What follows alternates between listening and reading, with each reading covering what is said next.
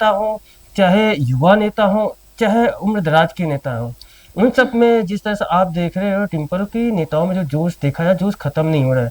तो इसी के साथ-साथ मुख्यमंत्री का आपने देखा जिस तरह से आला कमान के पास मुलाकात करने गए, जी। केंद्रीय नेतृत्व में मुलाकात की और करने ये गए। दौर ज्यादा आशंकाएं तेज कर देते हैं इस चीज हाँ, की कि शायद इसी मंत्रिमंडल विस्तार अब हो। इसी के साथ-साथ अगर देखा आपने जिस तरह से मुख्यमंत्री अपने भाजपा के राष्ट्रीय अध्यक्ष नितिन नितिन नवीन नवीन। से मुलाकात किया।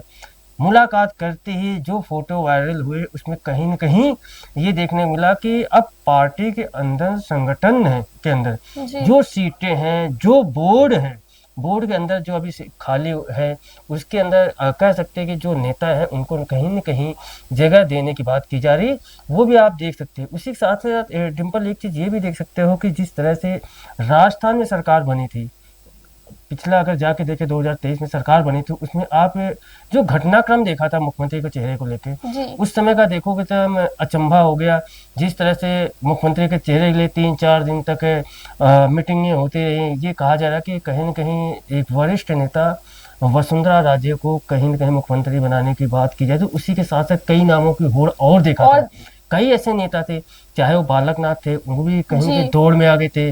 उसी के साथ राजवर्धन राठौड़ थे, उनका भी चेहरा था, वो भी आगे दौड़ में थे कि मुख्यमंत्री वो बनाया जाए। मगर कह सकते हैं कि बीजेपी के अंदर का जो नेतृत्व है, उनके जो नेता हैं, कब किसको लाके खड़ा कर दें, किसको मुख्यमंत्री बना देंगे, ये देखने वाली बात है। उसी साथ-साथ देखा आपने, जिस तरह से मुख्यमंत्री भजन लाल को मुख्यमंत्री बनाया गया, जी। पर्ची देखा कैसे दिया था आपने देखा? बिल्कुल। राजनाथ सिंह आए थे, वो जैसे ही पर्ची उन्होंने वसुंधरा राजे को पर्ची थमाई और उनके एक्सप्रेशन तो हाव-भाव पूरी तरह से वायरल हो गया था वो हाँ। वीडियो और काफी लंबे समय तक वायरल रहा वो था। देखने को मिला आपको। फिर उसके साथ आप देखो मंत्रिमंडल की बात आई कि जब पहली बार का विधायक बना मुख्यमंत्री बन सकता है, तो पहली बार का बना विधायक मंत्री मंत्री क्यों भी नहीं बन बन सकता सकता है? है। ये भी थी। उसमें भी खूब चर्चाएँ लंबी चलती रही। तो आपने जी। देखा जिस तरह से 24 लोगों के मंत्री पद की शपथ दिलाई गई तो उसमें कहीं न कहीं अभी 6 सीटों पे जगह खाली है, वो खाली पड़ी हुई है। मगर जिस तरह से नेतृत्व के अंदर आपने देखा कि सबसे बड़ा कद्दावर नेता बीएल संतोष हैं, इनके संगठन के एक अहम नेता नेतृत्व करने वाले, उनसे ही मुलाकात किया गया। जी। तो ये भी देखा जा रहा है कि राजस्थान में कहीं न कहीं मंत्रिमंडल बदलाव देखने को मिल रहा है। बार-बार मुख्यमंत्री भजनलाल दिल्ली में जाते हैं, केंद्रीय नेताओं से जब मुलाकात करते हैं तो राजस्थान में हलचलें तेज हो जाती हैं। क्योंकि राजस्थान के नेता जो विधायक हैं, जो मंत्री हैं, उनकी जब धड़कनें तेज होती हैं तो ये सामने खुल के आता है तो अब कुछ न कुछ होगा। मगर इस बार के जो 2-3 दिन का मंथन हुआ, जी। मंथन के बाद यूपी चुनाव को देखते हुए जिस तरह से मंत्रिमंडल का गठन और विस्तार हुआ है, उसी को देखते हुए कहीं न कहीं राजस्थान में ये कह सकते हैं हम कह सकते हैं कई नेताओं से, सूत्रों से पता चला है कि कुछ दिनों के अंदर-अंदर मंत्रिमंडल में कहीं न कहीं बदलाव देखने को मिलेगा। इसी के साथ-साथ मदन राठौर जो बीजेपी के प्रदेश अध्यक्ष हैं, उनका भी कहना है कि हम 1 महीने के अंदर-अंदर हमारे जो संगठन में जो पद खाली हैं, हमारे बोर्ड में जो पद खाली है, उसको भी भरने की बात की जा रही है, उसको दावा कर रहे हैं। इसी के साथ-साथ डिम्पल एक चीज़ और है कि महिलाओं की बात अभी जैसे आपने कहा जी। कि महिला नेतृत्व की बात की जा रही है, 33% जिस तरह से आरक्षण की आरक्षण बात की की जा बात रही चल है, रही है। कहीं न कहीं बीजेपी के जो नेताओं के बयान हैं, उन सबको महिलाओं के अंदर घर कर गई कि कहीं न कहीं महिला को नेतृत्व मिलेगा, महिला को आगे ले जाने की बात की जा रही है। आप देख सकते हैं कि जिस तरह से राज्य में के अंदर एक राज्य एक चुनाव की जो चर्चा हो रही है कि जी। एक राज्य एक चुनाव होगा, उसकी तैयारियां आपने देख रहे हैं कि पिछले दिसंबर में होने वाले दिसंबर में चुनाव ना होके उसको जिस तरह से 3 महीने 4 महीने हमेशा बढ़ाया जा रहा है, उसका भी कहीं न कहीं नेतृत्व बिल्कुल। करने की बात की जा रही है कि चुनाव कब होंगे। क्योंकि कांग्रेस के कई ऐसे बड़े नेता राजस्थान हाईकोर्ट का भी दरवाजा खटखटाया। जी। राजस्थान हाईकोर्ट का दरवाजा खटखटाया, वहाँ पे अपील लगाई, पीआईएल लगाया कि यहाँ राजस्थान चुनाव कम होंगे। मगर राजस्थान के मुख्यमंत्री और राजस्थान की तरफ से ये आया है कि अभी एसआईआर का काम चल रहा है जी। और कहीं न कहीं पर सीमन की बात की जा रही बिल्कुल, है। जिस तरह महाधिवक्ता से का। राजस्थान में जिले बढ़ाए गए हैं, उसमें कई जिले को कम किया गया है, उसका भी नेतृत्व कहीं न कहीं देखने को मिल रहा है। उन सबको देखते हुए ये आगे समय बढ़ाया जा रहा है। अब ये सुनने में आ रहा है कि डिम्पल ये नवंबर या दिसंबर में चुनाव कराए जाएँगे।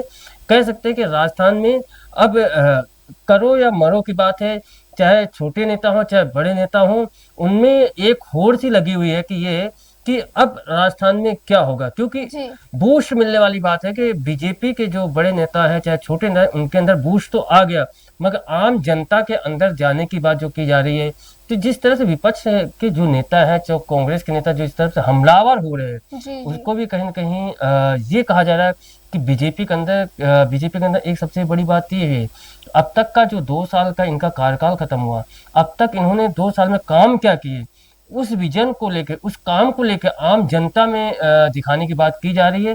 आपने देखा जिस तरह से इन्होंने 2 वर्ष 2 वर्ष पूरे होने पे रिपोर्ट कार्ड पेश किया गया था और अब 2.5 वर्ष पूरे होने को आए हैं। रिपोर्ट कार्ड पेश किया गया था। इसके साथ साथ आप ये भी देखा 200 विधानसभा में इनके जो कार्यक्रम हुए थे, इनके जो विजन थे, जो काम पूरा जी किए थे, उसको 200 विधानसभा में 200 रथ को रवाना किया था रवाना किया था। कि चुनाव को देखते हुए। अब महिलाओं की बात करें, 33% आरक्षण की जो बात है डिम्पल जी, ये भी आपने देखा था कि बूथ की बात है, जो महिला नेत्री हैं वो भी कहीं न कहीं आम जनता के बीच में जाके प्रचार प्रसार की बात किया जा रहा है। अब एक चीज में आपने और देखा होगा कि जिस तरह से जोधपुर, कोटा और जयपुर अंदर जो नगर निगम था, इसमें 2 नगर निगम थे, उन नगर जी निगम को भी एक एक कर नगर दिया निगम गया। बना दिया गया है। एक नगर निगम में आपने देखा डिम्पल, जिस तरह से एक नगर बना के, अब जयपुर अगर बात कर लें कि यहाँ 250 सीटें थी, जी अब उनको घटा के 150 जब सीटें कर दिए तो परसीमन में टाइम लगेगा, बिल्कुल उसमें कोई दो राय नहीं है। मगर फिर भी आप देख रहे हैं कि जिस तरह से केंद्रीय नेतृत्व के द्वारा ये बार बार जाना, दिल्ली से आना, तो आप देख रहे हो कि अभी दिल्ली आज की अगर ताजा मीटिंग की बात की जाए, तो आज जिस तरह से मुलाकात हुई है भजनलाल से, जी आपने देखा कि हरियाणा के मुख्यमंत्री नायाब नायाब सिंह सिंह सैनी, सैनी वहां मौजूद उनसे थे। मुलाकात हुई है। जल समझौते के ऊपर जिस तरह से बात हुआ है कि उस पर भी कह रहे हैं कि जल समझौता होगा, यमुना जल का पानी कहीं न कहीं सीकर और झुंझुनू चूरू में देने जिस की बात भागीरथ की की। छवि के साथ मुख्यमंत्री ने एंट्री ली थी और उसे ही साकार करने के लिए वो लगातार सक्रिय भी है। अब सर देखिए 2.5 साल का कार्यकाल पूरा होने वाला है, इसके साथ ही हम बात करें निकाय चुनाव की तो उसे लेकर भी अभी कोर्ट ने फैसला अपने पास सुरक्षित रखा है, लेकिन कहना यह है कि कोर्ट ने फैसला सुरक्षित रखा है तो चुनाव से पहले की तैयारियां अभी से शुरू कर दी गई है। ऐसे में जो 6 नए मंत्री बनने वाले हैं उनके चेहरे पर तो नजर है ही, साथ ही साथ क्या बदलाव देखने को मिलेगा मंत्रिमंडल में, क्या कुछ बड़े चेहरे हैं उनका भी फेरबदल किया जाएगा, मंत्री मंडल जो है उसमें और कौन से नए चेहरे देखने को मिलेंगे, और इसके साथ संगठन को लेकर भी कुछ चर्चाएं हाल में तेज हुई थी कि संगठनात्मक स्तर पर भी राजस्थान में बदलाव देखने को मिल सकता है, तो क्या मदन राठौड़ के चेहरे पर भी हम किसी और को देख सकेंगे या फिर ऐसा कुछ भी नजर आ रहा है? अगर डिम्पल देखा जाए तो मदन राठौड़ जब राज्यसभा सांसद बने थे, उनको राजस्थान का जब प्रदेश अध्यक्ष बनाया गया, तो जी उस समय आप देख रहे थे प्रदेश अध्यक्ष बनाने के लिए कई गुटबाजियां थी, जातिगत समीकरण की बात की जा रही जी थी। उन सबको देखते हुए ये कह सकते हैं मदन राठौड़ को इसलिए लाया था कि वो संगठन को एक प्रॉपर ले जाने की बात की गई थी।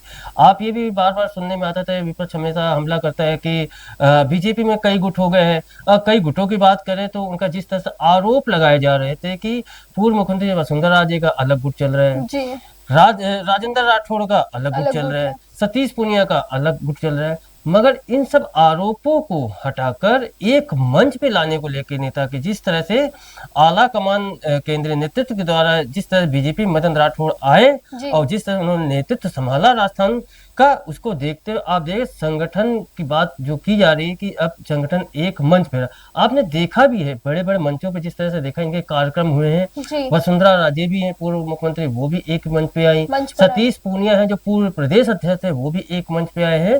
तो कहीं ने जो गुटबाजी की बात है, गुटबाजी खत्म करने की बात की जा रही है, मगर सबसे अहम ये बात की जा रही है कि गुटबाजी होती है, मगर गुटबाजियों का जो खेल होता है या खुले मंच भी होता है या तो अंदरूनियां होती हैं। जी हम बात अगर कर सकते हैं कि बीजेपी के कई ऐसे नेता हैं, वो कहते हैं कि ऐसा नहीं कि सिर्फ बीजेपी या कांग्रेस, चाहे कितनी बड़ी पार्टियां हों, उसमें एक नेता अपनी गुटबाजी में कहीं न कहीं रहता ही है, उसको भी किया जाता है। इसी के साथ साथ आप देख सकती हैं डिम्पल, सबसे बड़ी बात है अगले महीने जून के अंदर राज्यसभा की राजस्थान से 2 सीटें खाली होने हो वाली जाए। है।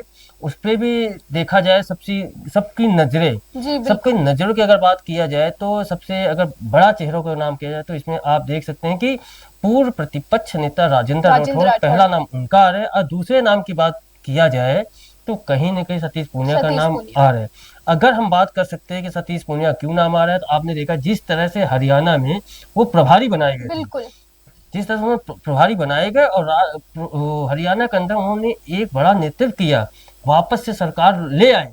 और उसको देखते हुए वो कह सकते हैं कि जब कोई अच्छा काम करता है तो कहीं ना कहीं पार्टी की तरफ से उनको इनाम देने की बात की जा रही है।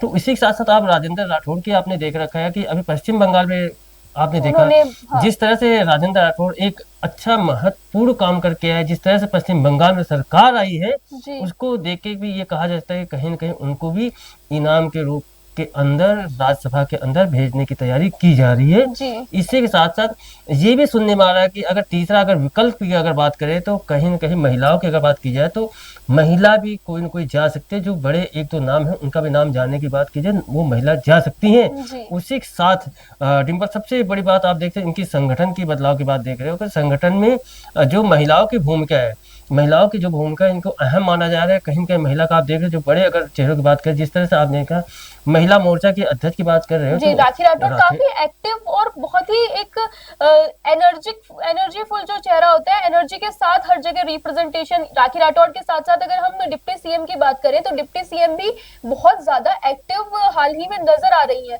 दोनों ही चेहरे जो है वो बहुत ज्यादा एक्टिव अचानक से हुए हैं। इसको लेकर भी सुर्खियों में कई राजनीतिक गलियारों में बातें जो हो रही है इन दिनों। बिल्कुल, अब वही कह रहे हैं महिलाओं का अगर नेतृत्व की बात किया जाए तो आपने देखा कि जिस तरह से इनका मंत्रिमंडल गठन हुआ था उसमें महिलाओं का चेहरा आप सबसे पहला ही आप देख सकते हैं जातिगत समीकरण में डिप्टी सीएम दिया कुमारी बना दिया गया है। जातिगत समीकरण की बात किया जाए, जिस तरह से नगर निगम, नगर निकाय, सरपंच, पंचायत चुनाव होंगे उसमें भी क्षेत्राधिकारी के तहत तहत जाति समीकरण के हिसाब से 6 सीटों पे कहीं न कहीं मंत्री बनाने की बात की जा रही है। उसको आने वाला समय बताए। अब मंत्रिमंडल का गठन कब होगा ये हर नेताओं के दिमाग में चल रहा है कि किसका राज खुलेगा, जी कौन बनेगा कौन नहीं बनेगा। मगर इसी के साथ साथ कई ऐसे मंत्री हैं, ये भी सुनने में आ रहा है कि इनकी छुट्टियां भी होनी हो तय सकती हैं। जो मंत्री जमीन पर उतर के काम नहीं कर रहे हैं उनको भी कहीं न कहीं घर रवाना किया जाएगा, क्योंकि केंद्रीय नेतृत्व का काम कहना है कि जो मंत्री काम करेंगे उनका होगा प्रमोशन, जो काम नहीं करेंगे उनका होगा यहाँ पर डिमोशन। ये सबसे बड़ी बात देखी जा रही है। इसी साथ साथ डिम्पल, जिस तरह से देख रहे हो कि कल पेपर लीक था तो कई विपक्ष के नेता भी कह रहे थे हाँ मुख्यमंत्री भजन लाल को दिल्ली केंद्रीय नेतृत्व ने बुलाया है। जो कहते हैं विपक्ष के नेता, तो हो सकता है कि इस पर कोई चर्चाएं हो सकती है, उस पर चर्चा की बात की जा रही है तो उस पर भी चर्चा होगा। ये भी अहम देखा जा रहा है डिम्पल कि जिस तरह से पेपर लीक हुआ, कई ऐसे युवा बच्चे हैं जिनके घर में आप देखे, आज सुबह से मीडिया आप देख रहे हो, सोशल मीडिया आप देख रहे हो, कई ऐसे माता पिता हैं जिनके चेहरे बिल्कुल उदास है, कई मायूस ऐसे है। बच्चे हैं वो रो रहे हैं। उन सबको देखते हुए कि ये एक अहम भी ये सुनने में आ रहा कि राजस्थान के मुख्यमंत्री एक बैठक बुलाने वाले हैं। इस बैठक में एक अहम कड़ी निकालें क्योंकि गृह विभाग भी इन्हीं के पास है, तो इसका भी एक अहम निकाल के किस तरह से नेतृत्व किया जाएगा, किस तरह से नकल माफियाओं को नकेल कसा जाएगा, उसको भी देखने की बात की जाएगी। इसी के साथ साथ आप देखें कि आज जितने भी विधानसभा है उन विधानसभा में कांग्रेस की तरफ से धरना प्रदर्शन करने की बात की जाए, उनका धरना प्रदर्शन है सुबह से चल रहा है, शाम को 5 बजे चलेगा, वो भी देखने को बात की जा रही है। इसी के साथ साथ डिम्पल, जिस तरह से मंत्रिमंडल की बात की जा रही है तो आप देख सकते हैं कि कुछ ऐसे पुराने चेहरे हैं जो महिला है। आपने ये भी देखा गया जो अनीता बघेल थी, अजमेर से आती हैं, उनका भी ये सुनने में नाम आया था कि वो भी मंत्री बनेगी या मुख्यमंत्री का नाम भी पहले भी उन्होंने अहम विभाग संभाले हैं, महिला एवं बाल विकास विभाग संभाला है अनीता बघेल ने, काफी लंबे समय तक संभाला है। और लेकिन इस बार उन्हें मंत्रिमंडल में जगह नहीं मिली तो भी कई बार सवाल किए गए कि आखिर जब इतना अच्छा परफॉर्मेंस पहले था तो अब क्यों नहीं मिल रहा। बिल्कुल, अनीता बघेल एक अनुभवी नेता है, 6 बार का विधायक बन के भी आई हैं, कई पदों पे होके आई हैं। तो उसी के साथ साथ ये भी कहा जा सकता था कि पिछली बार आपने देखा कि सबसे पहले अगर डिप्टी सीएम के रूप में नाम अगर आ रहा था तो अनीता बघेल का भी आया था, वो भी आपने देखा था। तो उसी के साथ साथ अगर देख सकते हैं महिलाओं की भूमिका है कि ये 6 सीटों में क्या अनीता बघेल का वापस से नंबर आएगा। दूसरी बात, सबसे बड़ा अगर गुटबाजी की बात की जाए, इस बार क्या पूर्व मुख्यमंत्री वसुंधरा वसुंधरा राजे राजे के को किसी जो खास उनके जो विधायक है, क्या उनको इस बार मंत्री जी में मंडल में क्या जगह दी जाएगी? कहीं न कहीं आप देख रहे हो जिस तरह से प्रदेश की इकाई जो इनकी चल रही है राजस्थान की, उसके अंदर आप संगठन में देख रहे हो, संगठन में कई ऐसे महत्वपूर्ण पद हैं। सबसे बड़ी लड़ाई है कि इसमें हर विधायक, हर मंत्री चाहता है कि मेरे घर का ही कोई आए, उसको भी आप जी अहम माना जा रहा है। तो ये भी देख रहे हैं, उसी के साथ-साथ कह सकते हैं कि परिवारवाद की बात की जा सकती है। अगर परिवारवाद की बात करें तो बीजेपी के अंदर जो बड़े नेता हैं, वो भी ये चाहते हैं कि अगर हम मंत्री या विधायक हैं, तो हमारे जो बेटे पुत्र हैं, उनको भी कहीं न कहीं जगह मिलनी चाहिए। अब आप अगर देख सकते हैं, तो जिस तरह से आप आरसी राजस्थान एकेडमी की बात की जा रही जी है, आरसीए की बात की गई, उसमें आप देख रहे हो कि नेता पुत्रों की होड़ कितनी बिल्कुल सर ज़बरदस्त है। कह सकते हैं परिवारवाद ऐसा नहीं कि सिर्फ़ कांग्रेस में था या बीजेपी में था, दोनों ही पार्टियों में थी, ये आपको सामने दिख ही रहा है। अभी आप देख सकते हैं जिस तरह से आरसीए में आपने देखा कि आरसीए के जो अध्यक्ष की बात की गई थी, जब सरकार राजस्थान में आई बीजेपी का, आपने देखा धनंजय सिंह को जिस तरह जी से आरसीए का अध्यक्ष बनाया गया, तो कितना ज़्यादा राजस्थान में भूचाल आ गया था कि भाई परिवारवाद और पुत्रवाद ये हमेशा से खुल के हाल ही सामने। में तो वो तस्वीर सभी को याद है जो उन लोगों ने आरसीए में क्लिक करवाई, और उस फोटो में हर एक चेहरा जो था वो पुत्र के रूप में रिप्रेजेंट कर रहा था एक दूसरे को, और सबके जो बेटे वहां पर जिस तरीके से नजर आ रहे थे, तो सबने यही सवाल किया कि क्या सिर्फ नेताओं के बेटों को हक है बड़ी बड़ी डेजिग्नेशन या पोजीशंस का, और फिर उन खिलाड़ियों के भविष्य का क्या, जिनके लिए ये सारे संगठन बनाए जाते हैं, इसमें अगर राजनेताओं के पुत्र ही आ जाएंगे तो क्या फेयरली काम होगा या नहीं होगा, इस पर भी संशय जताया जा रहा था। साथ ही हमें पूर्व मुख्यमंत्री अशोक गहलोत की वो बयान भी याद आता है जिसमें उन्होंने पुत्र मोह का जिक्र किया और बाद में वो पलटते नजर आए। बिल्कुल वो चीज़ आपने देखा। हाँ? जी हमने वो सारा सिलसिला देखा, और उसके अलावा भी काफी सारी चीजें आ रही है। ऐसे में अब मंत्रिमंडल विस्तार में किस तरीके की चीजें नजर आने वाली है? जातीय समीकरण ज्यादा नजर आने वाला है या फिर गुटबाजी ज्यादा आने वाली है? केंद्र सरकार का रोल ज्यादा होगा या सीएम भजनलाल का रोल ज्यादा होगा? इन सभी चीजों पर हमारी नजर भी बनी रहेगी। एक लास्ट जो कहेंगे कंक्लूड करके आप अगर बताएं तो किस तरीके का मंत्रिमंडल विस्तार अब देखने को मिल सकता है और लगभग कब तक? अगर हम बात करें तो सबसे पहला जातिगत समीकरण का देखा जाएगा, उसके बाद महिला आरक्षण की बात जी की गई थी, उसको उसे शामिल करने की बात की जा रही है। वहीं अगर तीसरा बात करें क्षेत्रवाद, क्षेत्रवाद यानी किस क्षेत्र में कौन सी जातिगत है, किस क्षेत्र में सबसे ज़्यादा जाति की बात करें, चाहे मुसलमान की बात करें, राजपूत की बात करें, बनिया की बात करें, जी या ओबीसी एसटी एससी, इन सबको बात को लेके उस क्षेत्र के हिसाब से ही कहीं न कहीं आप देख सकते हैं कि जिस तरह से आने वाला टाइम जो कह सकते हैं 6 महीने बाद नगर निगम, नगर निकाय और सरपंचों को चुनाव हो, चुनाव को मद्देनजर रखते हुए उसके आधार पर जातिगत समीकरण देखते हुए मंत्रिमंडल के गठन होगा। बिल्कुल मगर जिस तरह से केंद्रीय नेतृत्व से मुलाकात हो रही है, जिस तरह से मुलाकात भजनलाल शर्मा करके आ रहे हैं, अगर उन सब में देखेंगे तो कह सकते हैं 2 से या 3 दिन से, क्यों बार-बार हर महीने जाते हैं, जब ये मुख्यमंत्री कि दिल्ली दौरे के बाद दौरे ऐसी पे बातें जाते दाव हैं, है। तो वापस कहीं न कहीं आके ये होता है कि अब मंत्रिमंडल की सुगबुगाहट हो गई है।